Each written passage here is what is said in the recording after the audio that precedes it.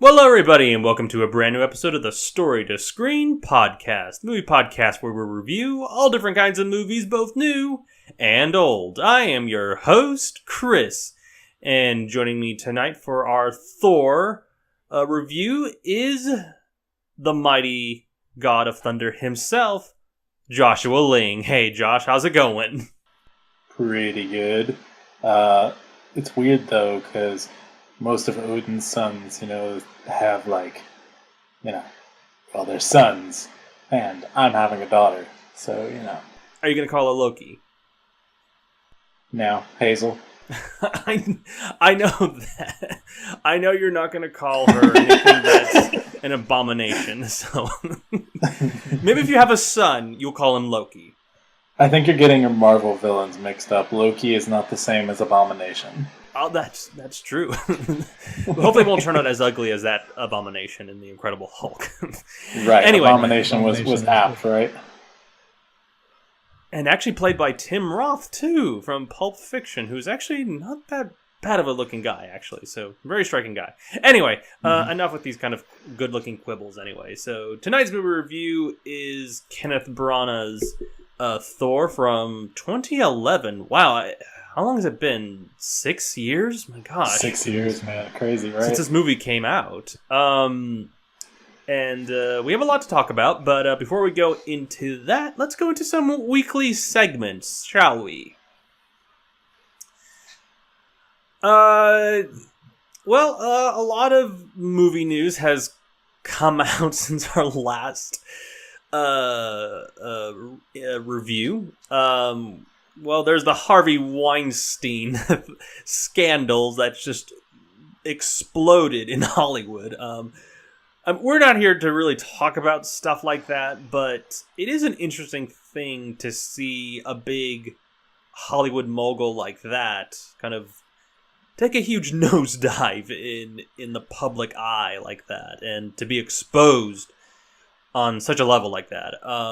Josh, have you been kind of aware of the Harvey Weinstein stuff, and as that particular thing kind of caught your curiosity? I mean, maybe you haven't looked into it, but is it something that's kind of made you feel a little bit more alarmed about just the industry in it itself, and what are your thoughts about this whole scandal? Well, I feel like there's always been the seedy underbelly of it all, and I think that it goes a lot deeper and a lot further than most people kind of give it credit for in Hollywood. But while this didn't surprise me necessarily, mostly because I didn't know that much about Harvey Weinstein in the first place, Weinstein, whatever.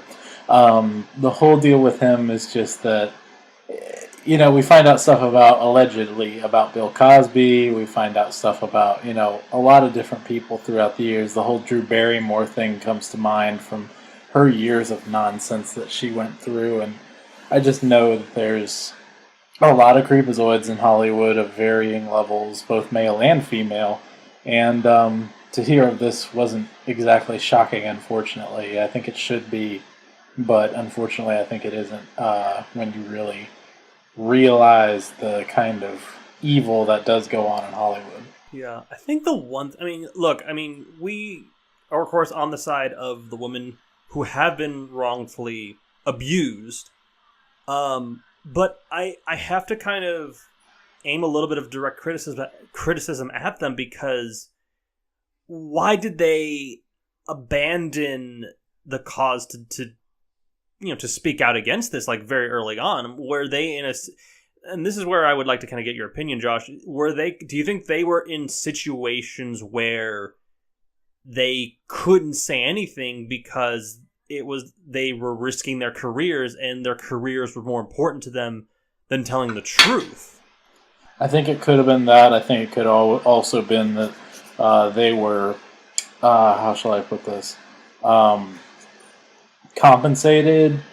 Maybe that's not even quite the right word, but maybe they were given incentivized. That's what I'm looking for, to not speak up. Maybe through a job situation, maybe through money, maybe through threats. There's all kinds of ways you can keep someone silent for a very long time.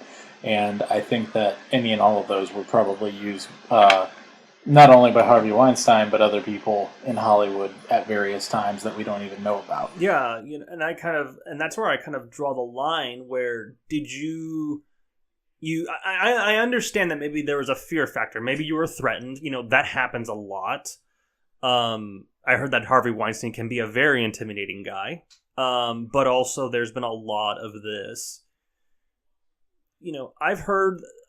I'm not going to point out particular names, but I did speak to someone recently about the inside the who knew some stuff about the scandal, and apparently a lot of the women who've come out at the time, they were abused, sexually harassed, but to keep silent about them, they were actually paid a hefty sum of money, and they seemed to just, that was it. Like, that was the cutting thread right there. Like, oh, okay, yeah, okay. We'll take the money, and then we'll just leave it at that.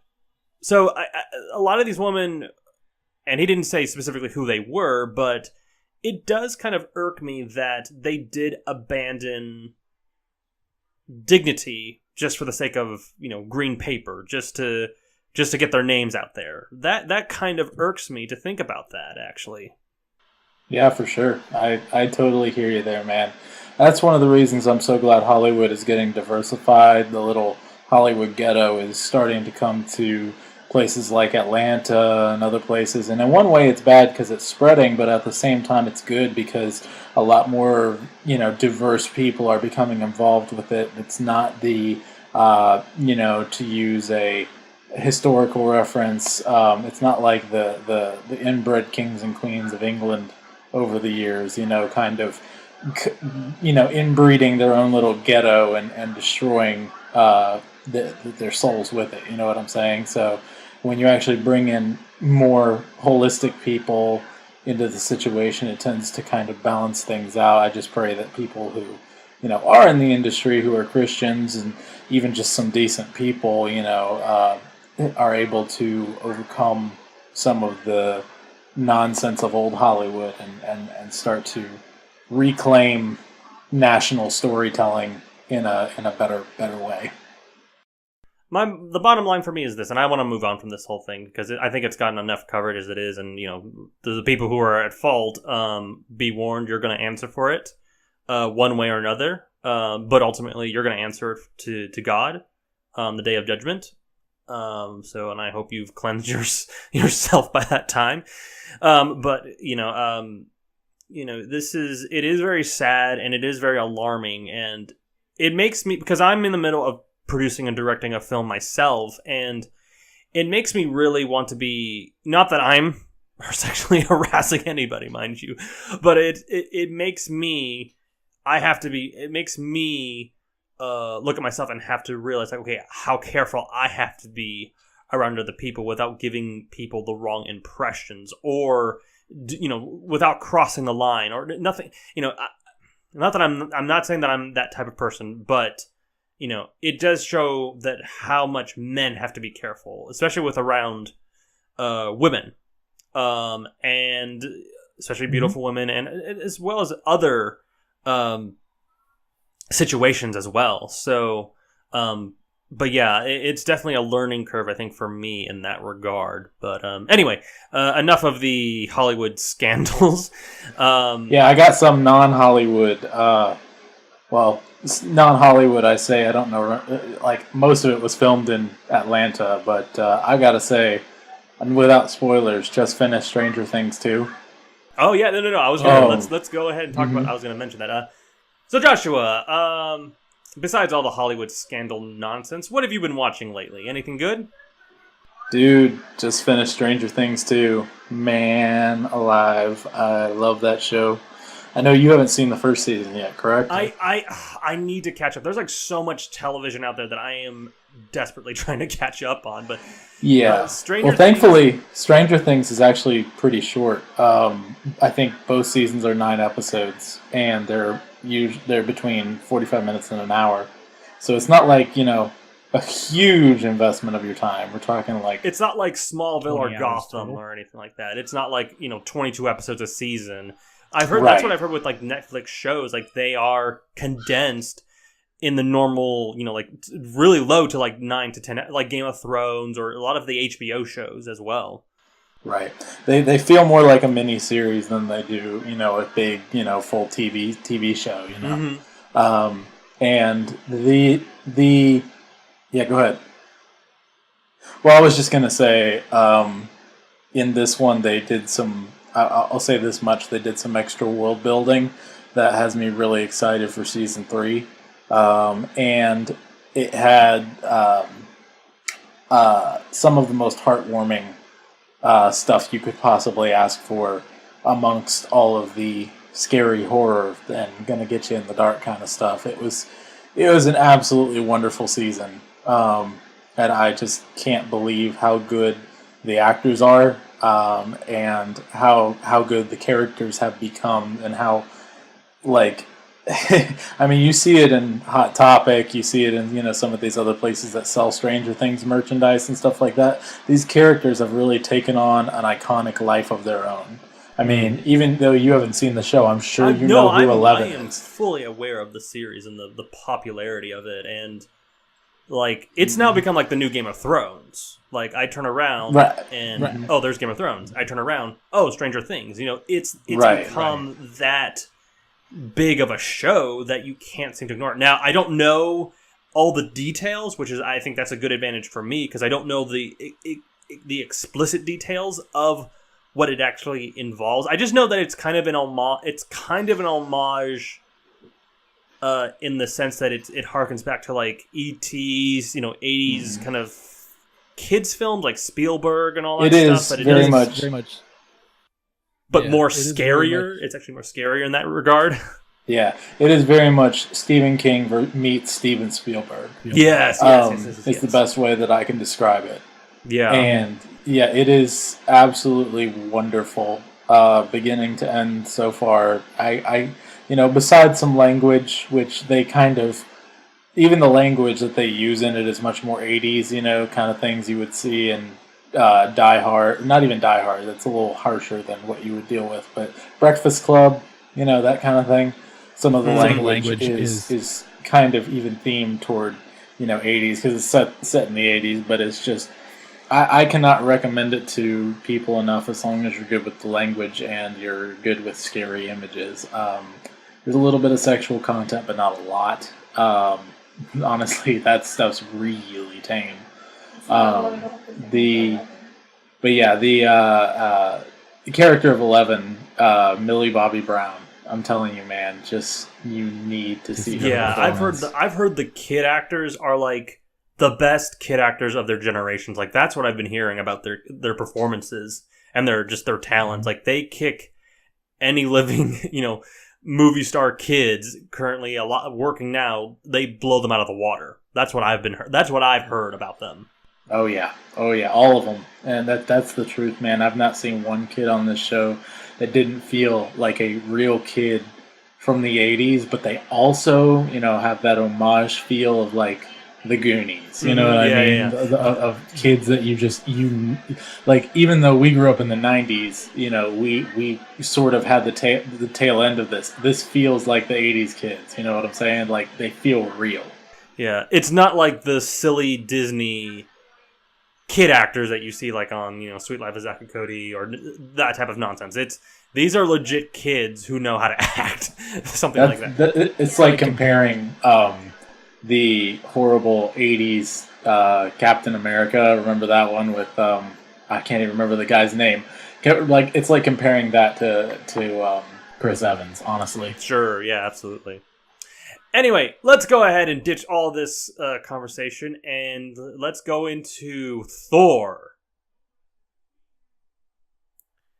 What you just heard was the original trailer for Thor. It was directed by Kenneth Branagh and It was directed by Kenneth Branagh and stars Chris Hemsworth, Anthony Hopkins, and Tom Hiddleston.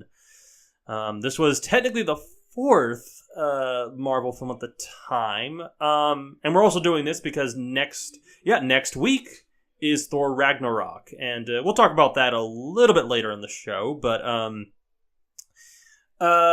Josh, for the longest time that I've known you, you seem to have a very, out of all the Marvel films at this in the franchise, you seem to have the deepest connection to Thor and to this film. Yep. Why is that?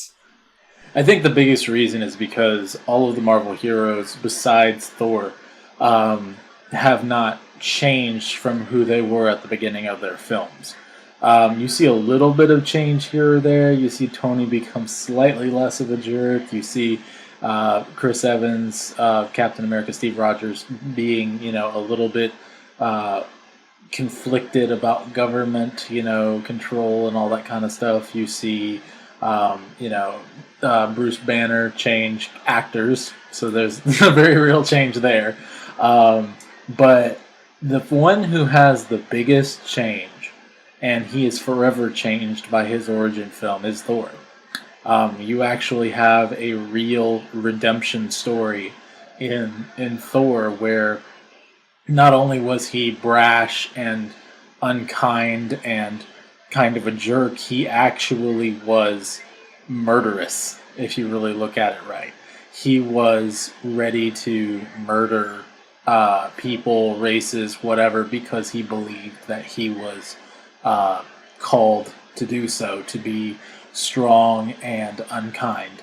And he had to be banished and fight from the bottom to find his way back up. And I think that's the thing that connects me to him more than any of the other characters. I mean, of course I like that he's bearded and rugged and manly and all the things that I want to be, but beyond that, he learns to be something that he wasn't at the beginning of his movie, and that is to rule and to fight, but also to be kind and to be merciful.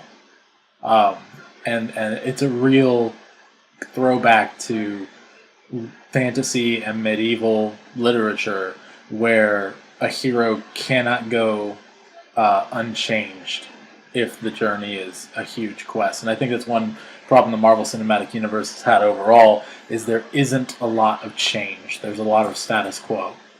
And Thor is one of the few big changes to ever happen in the Marvel Cinematic Universe.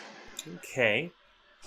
Well, it's funny. I just finished rewatching this film just a couple minutes ago, so it's really fresh in my mind. And I gotta say, this is a very interesting film, both in terms of where this film kind of lies in this Marvel Cinematic Universe, because when you look at where it was at this point in time, especially if you look at at the Phase 1 movie, in the Phase 1 films, it's actually a strong movie when you look at it. And then, I hate to kind of say this, but it seems to have been kind of forgotten in a weird way, because I think you've gotten what's come afterwards. I think Captain America and Guardians of the Galaxy have seemed to replace the Thor film. I mean, we got a new one coming out, but I mean, they're kind of doing that out of obligation, because they got to get at least 3 Thor films, 3 Captain America films, 3 Iron Man movies, so why not do a third one? But this one, in the pantheon of the genre, I think it's actually really solid.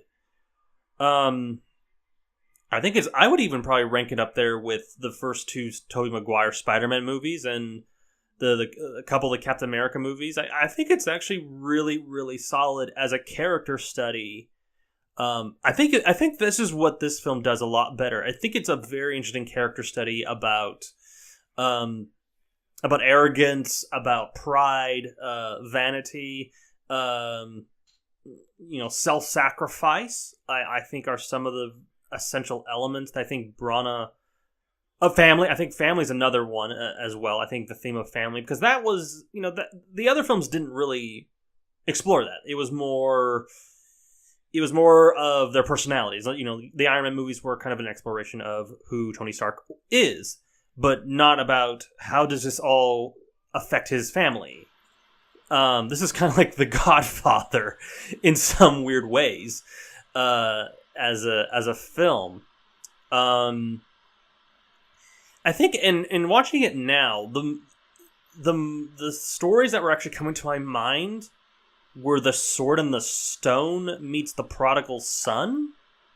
That's a good, yeah, that's a really good comparison. Actually, there's very much a prodigal son element, and it really doesn't shy away from medieval style storytelling. Something that's very based in honor and valor, and those sorts of elements. But also, I think the other thing it needs to be praised for is it's a fish out of water story that isn't wacky and hilarious. They had a few moments here and there, but Thor wasn't an idiot. Thor was intelligent, and Thor learned. And that's another thing we can get into. But I agree with you. That's a really apt and observant comparison you made there. Sword in the Stone meets Prodigal Son. It's very much so. I mean, how it does a lot of those. It does play up a lot of the elements. I mean, you have an arrogant son who goes away, and he kind of has this slap to the face experience that shows him like, wait a minute, you need to grow up. You need to put all this vanity aside. And then he comes back a very torn down but humbled. That's where he realizes his faults is when he is brought down to his absolute rock bottom situation, and then through that, then you kind of have the Sword and the Stone moment where he pulls this, Mjolnir from the ground. But obviously in the movie it's played out differently. But you know what I mean. It plays out very much in that sense, like. That's how, in the Sword and the Stone mythology, first of all, it's the heir to the throne of Camelot, in this case, King Arthur. That's how he recognizes his. That's how he comes to the throne through that circumstance, and he. But the thing with King Arthur was that he wasn't really going through a character progression. He was, from what I'm aware of the mythology, he was pretty much a good young man who then comes across his destiny. But I think more so it is the prodigal son in that sense. Did you see, when I brought that up, like, what were some things about Thor that you saw that were kind of the prodigal son and also King Arthur as well? Well, I think obviously the biggest thing as far as King Arthur goes is Mjolnir. Mjolnir heavily in folklore and mythology, there's a certain number of weapons that have various significances. Mjolnir and Excalibur being two huge ones. Also, the idea of being worthy to wield the weapon. I think that one of the things that was really fantastic is Mjolnir was given as a gift, and Anthony Hopkins is Odin, who's always incredible, telling him it's a weapon to fight and to rebuild, basically, to build and to fight. And so I think the fact that it's that kind of a weapon, something that is multifaceted and not just used to kill, is makes it a very noble weapon.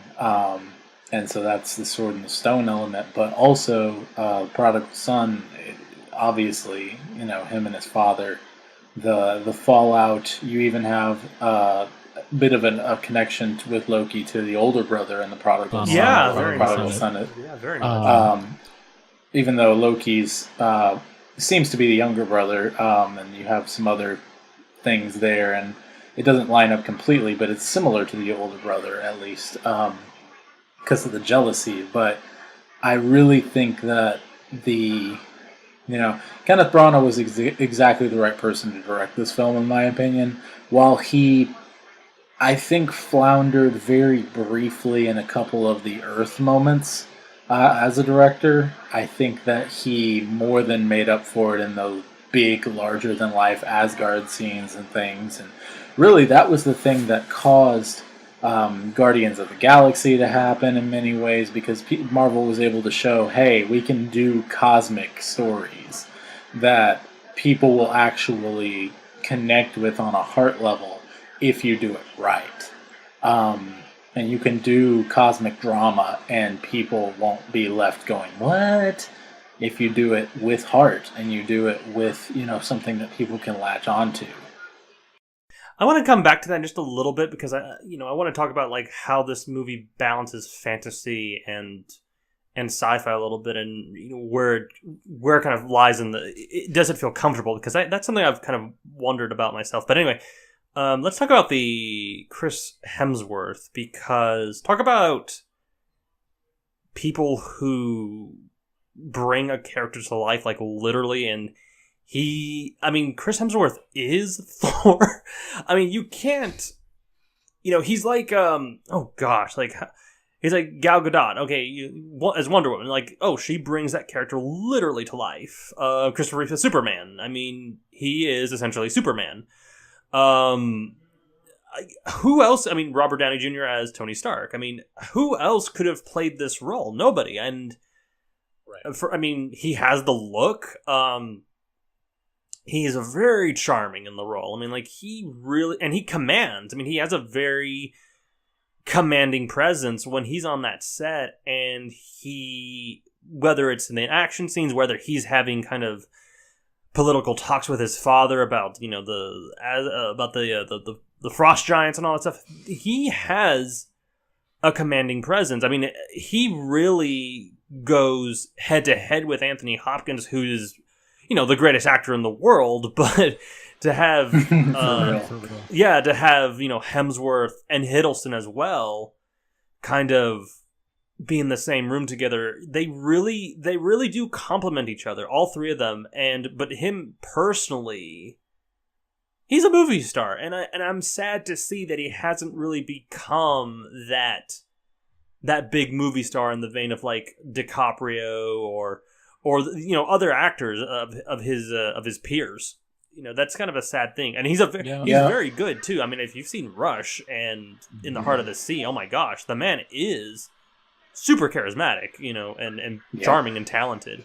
Not only is he charismatic, but he has an intelligence about him that doesn't really come with a lot of people with his body, and unfortunately I think he's gotten pigeonholed because of his body. I think, because he's so incredibly, I'll just say it, beefcakey, he tends to become, your kind of like what they did with Dwayne "The Rock" Johnson when he first kind of came onto the scene. What's great about you? Oh, you have a great body. Well, let's do stuff where they can show that off, But the thing also about Hemsworth that I just... you were saying... Oh, I remember what I was going to say. I don't know if you remember, I told you somebody who actually auditioned for the role of Thor in our Thor: The Dark World review. I don't know if you remember who it was. No, I don't. Who was it? Hey, you laughed then, you're going to laugh now. Are you familiar with Triple H? Oh, yeah. I remember you telling me that. Yeah. Triple H, yeah. Imagine him being Thor. Right? Yeah, no. That doesn't work at all. Not even close, right? No. But yeah, no, was there anything else you wanted to say about Hemsworth as an actor and what he brings to the role? I mean, not particularly. I've always enjoyed his work. I think that he is able to... the way he's able to explain technobabble dialogue is unparalleled for someone who's an action star like he is. You know what I mean? Like, he does it even better, in my opinion, than Tony Stark. Robert Downey Jr. is Tony Stark. So Robert Downey Jr. will take something that they tell him to say and, turn it into his own thing, and that's great. Chris Hemsworth can take a script line for line, and in his own, Thor accent, whatever you want to call it, it's kind of his own accent mixed with a little bit of just Shakespearean, overacting a little bit. He can take that silly accent with his silly, deep, beefcakey voice and somehow say something about how very serious about how magic and science are one and the same. And you're just like, I totally get you and believe you. Yes, I am on board, Mr. Thor. Now, I did want to kind of go back to something that we were talking about, the mixture of the fantasy and cosmic. This is the fourth film that Marvel did, and they shortly did Thor 2, which is not a very good movie. I'm sorry for saying that. It's not a good movie at all. There's some good elements, but overall it's a mess. It's forgettable. It's a very forgettable movie. Like, I'm returning back to it because, the new one's coming out, but here's the thing. This was the fourth film, and I feel like Brana really wants to play up the fantasy elements, but it feels like the Marvel side, like Kevin Feige and all that stuff, they don't feel confident in it. I think the problem is that they were dealing with is like, okay, you got Lord of the Rings and you got the Harry Potter franchise, but you don't really have a very strong string of fantasy films. So, I'm probably assuming also that Marvel didn't really have the money at this point in time to really do a better job with the fantastical elements. Is that wrong? Is that kind of hard to assume?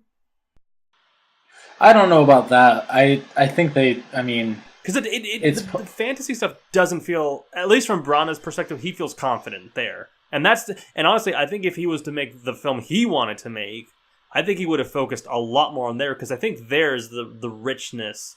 The Earth stuff, albeit is good, I think it's the stuff, and actually watching it again, it actually is a little bit stronger than I remembered it being. It just feels like two different movies, somewhat. Right. And I think it's supposed to a certain extent, because we're drawing such a stark contrast between the Earth and Asgard, But you're right in that it has something that isn't quite congruent, and I think it did lose some people. But it's just one of those things. Like, the movie was going to be hard to do regardless, because let's face it, it wasn't the strongest script. No, it's not. Let's be really real here. Yeah, it's not. It's not a very good script, to be very honest. And I think that's kind of the saving grace. I think Brana was the saving grace. Hiddleston, Thor, and Anthony Hopkins were the saving grace for this film. I think everything else around those four elements, don't work. Right, yeah. And I've always been saying, Natalie Portman her role should have been played by Sarah Michelle Gellar, or somebody who had a little bit Rachel more... McAdams, get anybody. Yeah. Somebody who's beautiful but has a little bit more age on her. Somebody who you can believe them say, some of the lines that Kat Dennings and people were saying to her about, like, you need to find a guy, that kind of push toward you're way too much into your work, that kind of neurotic attitude. From what I've heard about Natalie Portman, she didn't really want to be in this movie. She signed up thinking it was going to be one thing, and then it kind of like, well, this isn't what I really signed up for, guys. So, some really weird diva stuff there. No, it's not a good script. I mean, the only thing that I actually a lot of people at the time kind of said that the Loki stuff didn't work. I actually, to some degree, maybe 75% of the Loki stuff actually kind of works, because it's a reversal. It's a mirror. He kind of mirrors the Thor arc, but it's reversed. Right. He kind of starts off as... And weirdly enough, I don't really see Loki as the villain. I don't really think this movie has a villain in the general sense of the word. I was just going to say, you got antagonists, but the movie's villain is actually the theme of, in my opinion, initially Thor's pig-headedness, and then eventually his banishment. I mean, really, those are the motivating factors that push the film forward the way a traditional villain antagonist does. The other antagonists are more just circumstantial. Mm-hmm. I think the Loki kind of, when you're kind of following his arc, I think he, especially when he apparently lets those frost giants in. Apparently, it's supposed to be a prank that that exploded into his face. Did you get that sense? Like when he let those guys in, it was really supposed to be a prank, and then it really escalated into something else. That's the thing that does.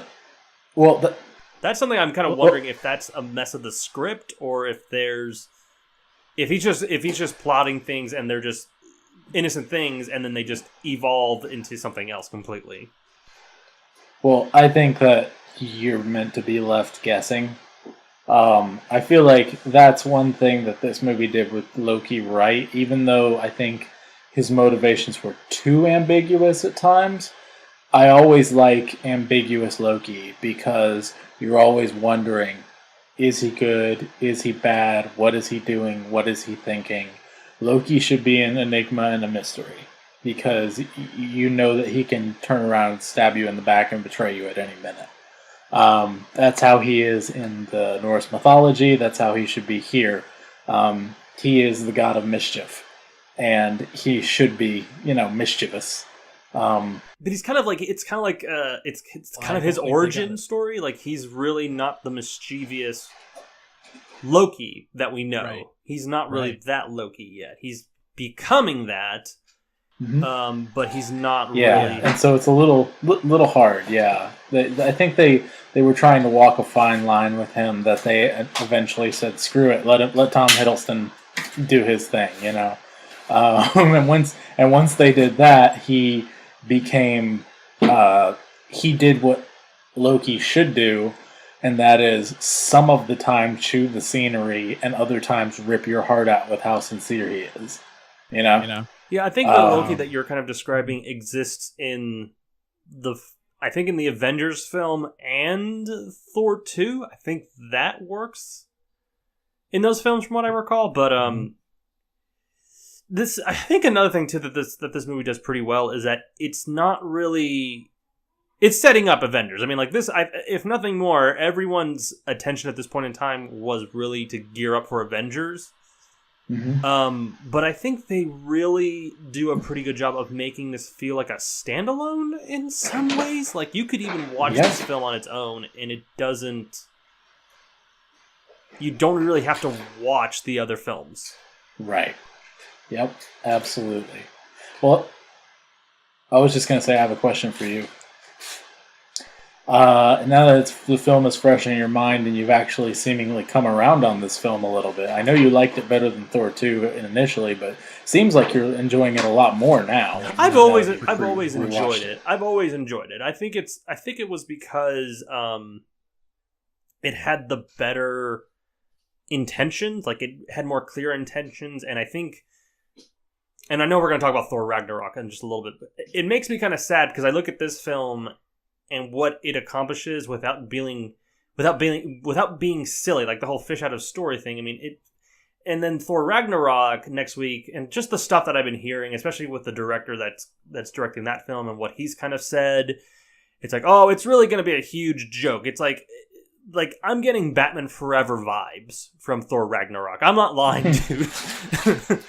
I think that might be a little harsh. I think it's going to be Guardians of Thor's Galaxy, but I don't know about that bad. I'm not saying it's going to be bad, but it's going to be obnoxiously a huge 180 from where we started. I view Thor as Batman 89, and maybe Dark World's Batman Returns, and then you have this huge reverse where, like, okay, guys, this whole thing is not working. We don't know what to do with Thor. What do we do now? And then some guy comes along and says, hey, why don't we make it this way? And like, well, let's make it like Guardians. And then with Ragnarok, which is a very big... I know that's like a big story in the mythology, and that's like the end of times, or just something like that. That's a big deal, and it feels like that is going to be such a secondary aspect of the story, and it feels like all the comedy and all that stuff is going to be at the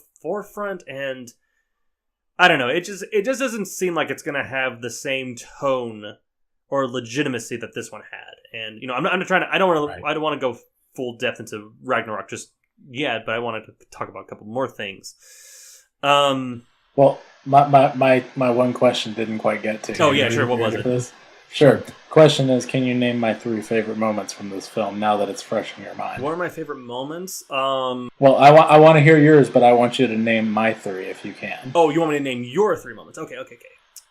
Because you know me pretty well. I'm guessing you can at least get a couple of them. I have no idea. You go ahead and tell me. You go ahead and tell me. Sure. I can name you my 3 my favorite moments, but let me hear yours. Okay, well, mine are, first of all, when he battles through the shield setup around Mjolnir just to get to it and not be able to pull it out. And he's sitting there in the rain, just completely destroyed. Distraught, destroyed, missing home. Sorry for everything he's done. He may not fully understand what being sorry means yet, but he's completely done in. And I think that's an incredible moment. The panning up, probably a crane shot that they do with him was just wonderful. Another one I actually really liked, and this was the thing that actually, not 100%, but about 90% sold me on the fish out of water story and what they were doing with it, is the scene where he's drinking coffee in a diner and says, I like this, I want another, and he throws it down, and everyone's looking at him like he's nuts, and she says, we don't do that here. But he doesn't go, oh, nonsense, because that's the comedy joke, you know what I'm saying? Yeah. He doesn't immediately go, oh, nonsense, you just bring me another, this is what you do, I'm an idiot. He actually goes, he stops, he realizes he's being completely without any etiquette, and he realizes that he just destroyed someone's property, and goes, okay, I need to, when in Rome, I need to act like an Earth person, It cemented his intelligence. And then the final one is very obviously, I feel like, his self-sacrifice at the end, and becoming worthy again. The whole 180, and like Tolkien would say, the eucatastrophe, the opposite of catastrophe, where suddenly everything goes right, of him being, suddenly worthy again, and the armor comes, and he's able to fight the destroyer. So, what are your 3 favorites? I think you just named them exactly the ones that I... Exactly? Yeah, exactly. I don't know where I would position them, but those are my favorite moments, actually. I do like the fight scene at the beginning with the Frost Giants. Oh, yeah. And the Warriors 3 and Lady Sif, who I'm sad to hear is not going to be in Thor Ragnarok. Lady Sif, unfortunately, Jamie Alexander, who's cute as heck. Yeah, unfortunately, but anyway, let's not talk about that. Yeah, you just named all the moments for me. Gosh, we kind of just said it's a really bad script, and there's not really, I think we've kind of named the parts that actually really are the strong parts of the film. Oh, okay, I think visual effects wise, I think they're inconsistently good and bad, actually. Yeah, I would say that. Yes. Yeah. I was watching and I'm like, that doesn't look good. I mean, like the Asgard looks like a pipe organ. And there's that one weird shot where they go into underneath Asgard, where like the casket is at, the Frost Giant casket is at, and that's a really bad shot. And even like there's these interesting camera shots where Anthony Hopkins throws the hammer into to the frostbite, or the frostbite. What is it called again? The rainbow Bifrost beam, and it's a very weird shot. It feels like 2 separate shots that were put together, and it's a very inconsistently, like, really bad. And Brana is very much from the world of like practical effects. Everything is on camera. So I think this is his first time actually doing digital computer stuff. But But yeah, not really good stuff there in the visual effects. Were there any other what like I know you love this film a whole lot, but was there like some stuff that other than the stuff that we've mentioned, was there stuff that that doesn't work for you like at all? We've mentioned some stuff, but what are some things that just sure? Other stuff. I think that Eric Selvig is ambiguous as a character. I think that the appearance, I believe the first appearance, I'm not 100% sure, of Agent Coulson was a little bit odd. I think that they used him in what he was supposed to do, but it just felt a little odd. I think that the Destroyer is actually a very uncompelling and unscary image in many ways, because we see what he can do, but at the same time he doesn't feel real, and part of that's the CGI, part of that's just the way he looks. It's just, you don't really take it as a serious threat. I actually thought the Frost Giants were going to be on Earth. Did you think that when you were watching the film the first time, did you thought the Frost Giants were going to be on Earth? And they were going to be like running around and causing havoc? Well, no. That would have worked better. I wasn't really sure. Yeah, probably. I'm not sure how that would have all come around in the story, but it might have worked well that way, especially because you got the whole New Mexico's hot and it's cold. Anyway, I don't know. Illegal immigrants could have been running around and causing havoc, so it's New Mexico.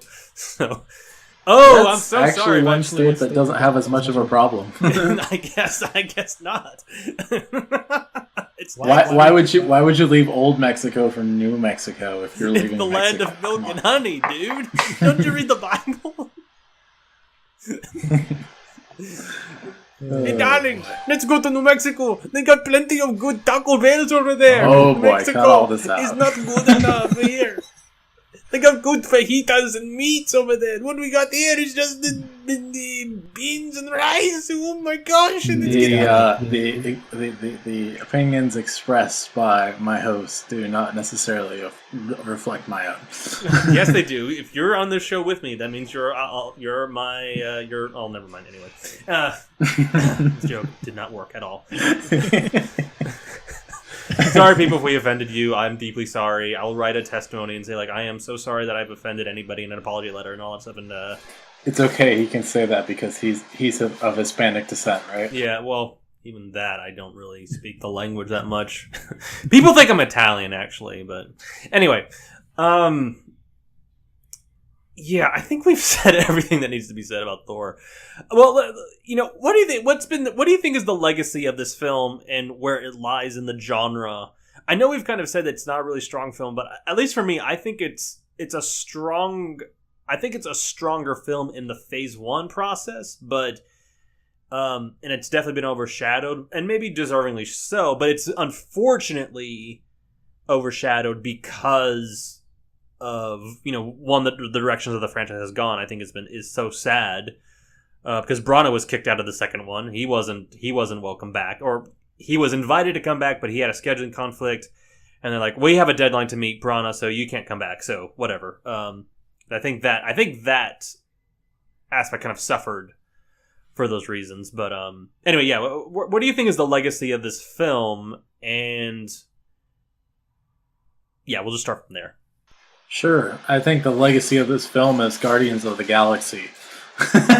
This was the film that convinced Marvel that they don't need a huge name, even though Thor isn't a small name in the Marvel Universe. He isn't like one of the big ones. This was essentially like doing a Flash or a Green Lantern movie, something like that for DC, and they actually succeeded. I think that the legacy of Thor is not in the movie itself, but actually what came after it. I think if we didn't have Thor, we wouldn't have Doctor Strange, we wouldn't have Guardians of the Galaxy, we wouldn't have For Better or Worse Inhumans and some of the other stuff that they're doing. But yeah, I think that's the main thing that you can take away from this movie, and somewhat sadly too, because like I said, this is the only Marvel movie that I have seen that has a character change as drastic from beginning to end, and I really love it for that. I love that this movie meant something. It wasn't, it had lasting impact upon the Marvel Cinematic Universe, while some of them, it's very status quo. So. Yeah. I think, my final thoughts, and do I recommend it? Of course, I do recommend it. It's a great film, despite its problems. But it is, I kind of like what you just mentioned. It is kind of overshadowed by what has eventually come. And it's kind of been crushed in a weird way. It's been kind of crushed by what's come since then. And I think even the Thor franchise has suffered because of it. Because I feel like they haven't really tried. Like, I don't look at these films in the same way that I look at, like, Captain America, the Captain America movies. Those are the benchmark of the Marvel movies. And the Thor Dark World was not the Winter Soldier, and I don't think Thor Ragnarok is going to be compatible to, or going to be equally on par with Civil War. But anyway, so yeah, that's kind of our final thoughts on Thor, the 2011 film. But let's talk real quickly about Thor Ragnarok. And Joshua, you're dead set excited for this one, big time, right? I mean, jokes and all that fun stuff. Or are you kind of a little bit... Yeah, for the most part. Are you a little bit nervous, too? I mean, well, the fact is that I have not seen a Marvel movie that got a high rating right out of the gate like this one did on Rotten Tomatoes and others. There were some that, were 70s and stuff and things of that nature where I went, not as good. But, I mean, right out of the gate, this thing was gangbusters.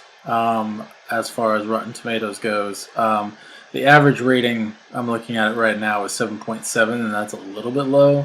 But on the tomato meter, it's 96%. I think that it's not going to be, the greatest Marvel movie. I don't expect it to be. I think it's going to be a fun... I think it's going to be what a Mortal Kombat movie should be, but with Marvel characters. It's going to be a joke, and that's the weird thing that I'm kind of... That's the part about Marvel that I'm kind of getting... Well, do you know... I just saw Guardians of the Galaxy 2 the other day, and my God, I love the first one, believe it or not. Yeah. I really love that first one, and the second one was just obnoxious with its jokes. Yeah, it is. And that's where I'm feeling like this one's going to be, and that's where the critical buzz so far is like, oh, it's funny, it's hilarious, and even my dad really loves the Thor films. I mean, he really loves the first one, and he saw the trailer for the other one. He's like, really, we're going down this route. So he's read the Ragnarok comic books, and he really likes that story, and he's not really happy with the the Thor direction. So I think that in of itself kind of shows you I wouldn't say that I'm not going to talk about the fatigue aspect, but I think it is kind of the disappointment aspect of because it's kind of throwing the potential, the high stake drama potential of the Thor mythology out the window, in a weird way. I don't know if you feel like... Yeah. I think that definitely this isn't going to be a Thor movie in the same sense that Captain America Civil War was not really a Captain America movie. It was, but it wasn't, But it got so much right. I mean, it was very... That movie had no right being... But I think that... as it should have been, so... Right. As it was. But I think the thing that I'm most sensing from Ragnarok is that there's going to be some serious stuff for the MCU leading into, Infinity War. I think that's going to be one of its saving graces. Another one of its saving graces will be the fact that this is going to feel, like I was saying, like what a Mortal Kombat movie should be, but with Marvel characters. And I agree with you that it's not the Thor that I want to see. I agree with you completely on that. Um, am I excited nonetheless to see what happens to this version of Thor? Yes. Because I'm fully invested in this character and what they're doing with him. And so it's a different thing, you know. I think that I I'm optimistic just because of the ratings, and yes, Rotten Tomatoes always has high ratings for Marvel movies. But if you look at some of the stuff for Spider-Man: Homecoming, um, they were saying that it's good, but it's not great. They were saying good but not great about a couple other movies, and this one's getting great, great, great across the board. They even said not so great about Guardians 2. They were like, not as good as the first one, you know, da da da da da.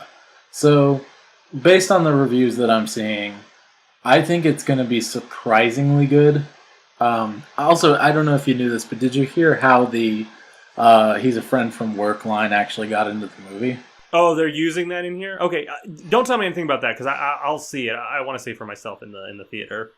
So, Okay, yeah. Well, no. The not story wise how it got into the movie, but outside of the story, like actual behind the scenes stuff. Oh, okay. It's not a spoiler. There was actually a Make-A-Wish kid that got to meet Chris Hemsworth and some of the other people, and he said they were telling him some stuff about Ragnoroc, and the kid said he should say he's a friend from work. And he cracked up the writers and Hemsworth, and they wanted to put it in the movie for him. Oh, okay. Now that I was aware So of. I thought you were. Oh, okay. Yeah, that you were okay, aware okay. of. Okay. I know what you're talking about. I thought you were talking about those short films. I was talking about those little short films that were kind of coming out with that showed what Thor was up to. I haven't even seen those yet, so I might see them, but I have just been busy.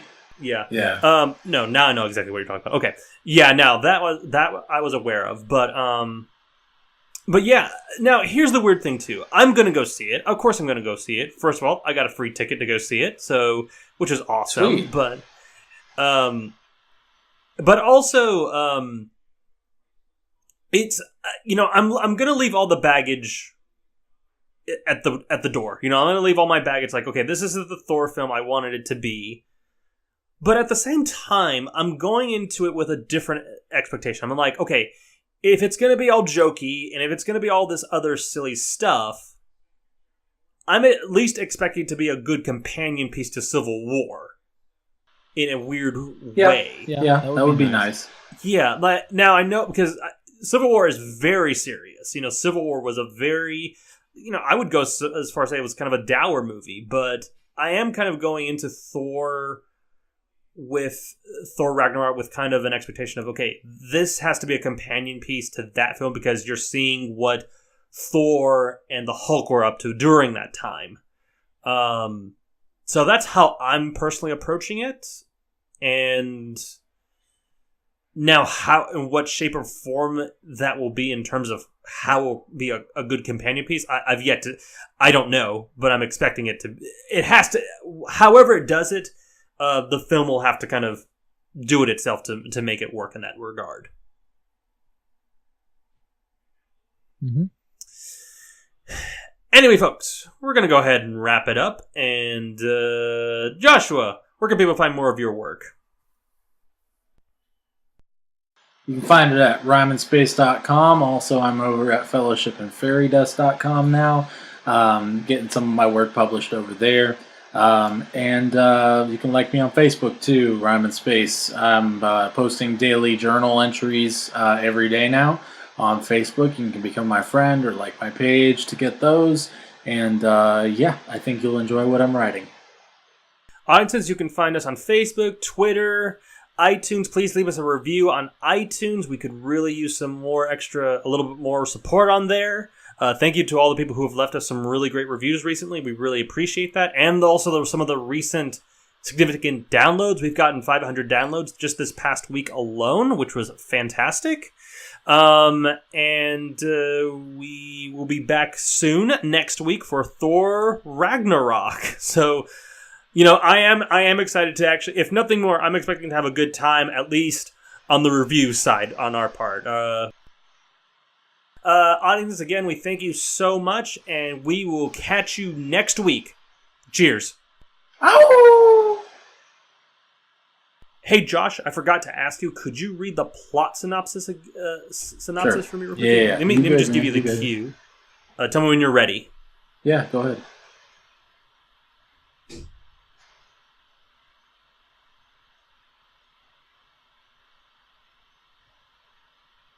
You ready?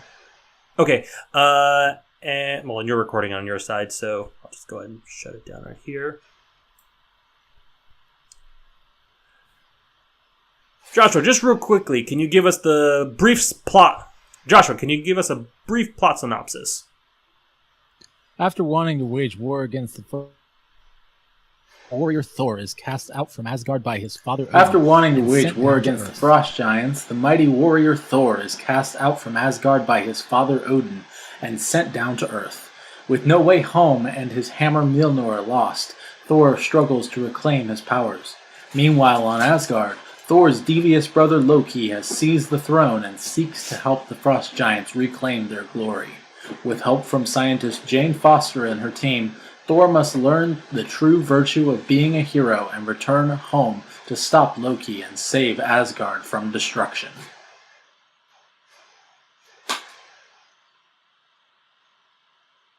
Yep. Mm-hmm.